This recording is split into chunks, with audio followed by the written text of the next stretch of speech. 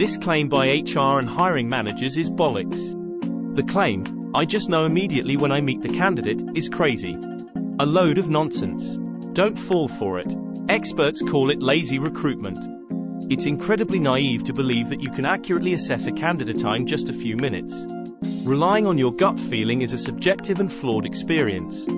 Your gut is often wrong due to biases that cloud your judgment. We usually overestimate our abilities. We conveniently forget about the times when trusting our guts led to poor decisions. It's important to be aware of our unconscious biases. Try to override them when making decisions. One chance to make a good first impression.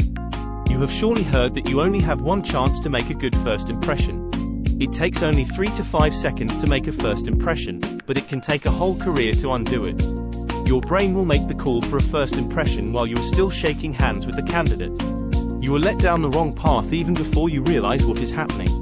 This leads to hiring people you should not have. Equally bad and perhaps worse, it leads to not hiring the people you should. What is the BS interview? The BS interview is where you talk too much and not listening to the candidate. You are likely fooled by the candidate's presentation to confirm your first impression. Instead, you must be asking even tougher and probing questions.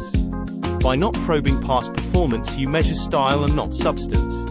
Let me tell you, energy and enthusiasm are not the same as motivation. Asking the right questions, know first what you're looking for.